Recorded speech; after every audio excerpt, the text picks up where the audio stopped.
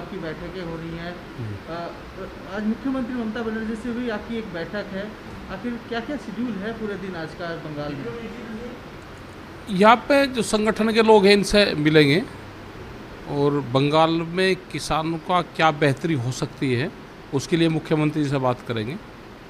और issue MSP यहाँ पे नहीं मिलती, उसके लिए भारत सरकार को चिट्ठियाँ लिखे यहाँ से। यहाँ का जो वेजिटेबल्स का किसान है उसका कैसे हो सकती है, ट्रांसपोर्ट सब्सिडी के माध्यम से उनकी वेजिटेबल्स के दाम उनके मिल सकते हैं।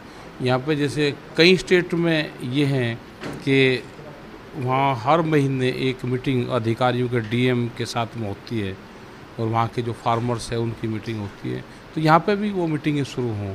तो ये कई मामलों पे मुख्यमंत्री जी होंगे तो उनसे बातचीत करेंगे हम। लगातार आप लोग दिल्ली एनसीआर के बॉर्डर्स में आप लोग इसके खिलाफ किसान आंदोलन कर रहे हैं, आप लोग लगातार धरने में बैठ रहे हैं।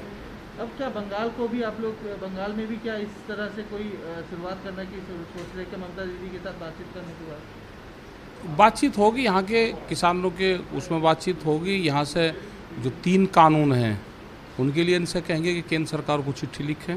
चिट्ठी पहले शायद उन्होंने लिखी तो उसका रिमाइंडर भेजें। तो इन कानूनों से किसानों को नुकसान है, एमएसपी पे कानून बने, ये गारंटी भारत सरकार दे तो यहाँ के किसानों को भी लाभ हो, क्योंकि यहाँ के किसान की एमएसपी पर ख़रीद नहीं होती, उसको लाभ नहीं मिल सकता। अगर उस पर गारंटीड कानून बन जाएगा, जो स्वामीनाथन कमेटी की रिपोर्ट है C2+ फार्मूला है उसके आधार पर हो, तो यहाँ के किसानों को भी लाभ होगा। आज कितने बजे मिलेंगे आप मुख्यमंत्री ममता बनर्जी से? उसमें तो 3 बजे के आसपास का टाइम है। कहाँ पे मिल रहे हैं सर? यहाँ ही इनके शायद ऑफिस में ही होगा। और किस किस विषय पे चर्चा करेंगे आप?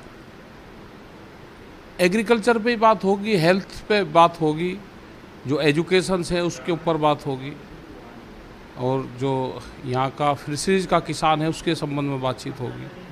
तो जो यहाँ के जो फार्मर्स है, आदिवासी है, उनके संबंध में बातचीत होगी। तो क्या सर यहाँ पे भी आप लोग अपने संगठन को और मजबूत करेंगे, अपना संगठन मजबूत करेंगे, जो अधिकारियों से, सरकारों से बातचीत कर सके, और जो भारत सरकार से जो इशू हैं उन इशू में भी यहाँ के लोग जा सके वहाँ पे।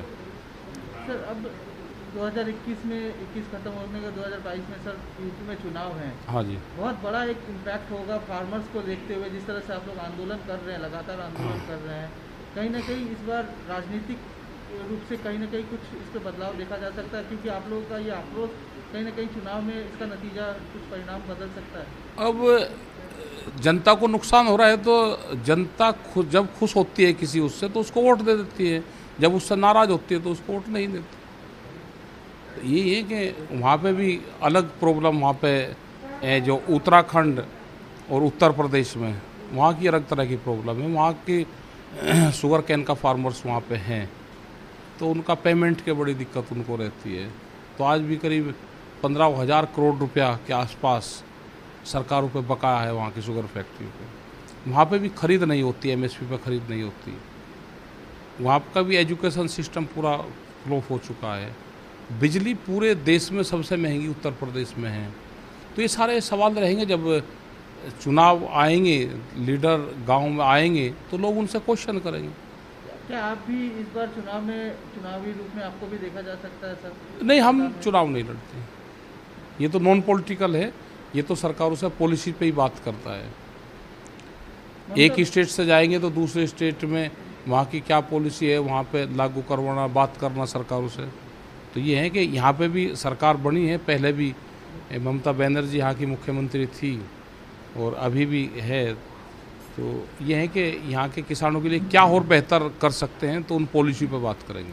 ममता बनर्जी इस बार कह रही है कि वो बंगाल से बाहर अब और भी राज्यों में जाकर इस बार अपने पार्टी का और संगठन को और बढ़ाने हाँ, करना चाहिए। सपोर्ट रहेगा? तो हमारा तो, हम तो नॉन पॉलिटिकल है। जो आदमी जैसा काम करता है जनता अपने आप देखती है, भाई ये बहादुर है, लड़ी है, तो जब जाएंगी तो लोग इनका स्वागत करेंगे। क्या यहाँ के किसानों को इस बारे में क्या कहना चाहिए? यहाँ के बंगाल के किसानों को ये है कि पॉलिसी पे सरकारों से बातचीत करें, खुल कर बात करें सरकारों से, जो उनकी पॉलिसी है। यहाँ पे जो मीटिंगें होती हैं, जैसे उत्तर प्रदेश में करीब 12 साल से वहाँ पे हर महीने डीसी के साथ में बैठ के मीटिंग होती है डीएमओ की, सारे विभाग के अधिकारी आते हैं। तो ये पॉलिसी हर स्टेट में लागू हो कि कोई भी समस्या हो जिला अधिकारी को एक निर्देशित हो जाए कि हर महीने के इस दिन जो वर्किंग डे होगा उसमें बैठ के आप किसानों से, वहाँ के वर्करों से, यूनियन के लोगों से बैठ के बातचीत करोगे वहाँ के मसलों पे, तो उससे बहुत मसलों का समाधान हो जाता है। लगातार आंदोलन जारी है, कब तक ये आंदोलन जारी रखेंगे और कब खत्म होगा? आंदोलन तो भारत सरकार जब तक चलाएगी, जब तक चलेगा। भारत सरकार जब तक 3 कानून वापसी नहीं लेगी, जब तक ये आंदोलन चलेगा। अगर आपको हमारा वीडियो पसंद आया हो तो इसे लाइक करें, सब्सक्राइब करें और साथ ही बेल आइकन दबाना ना भूलें।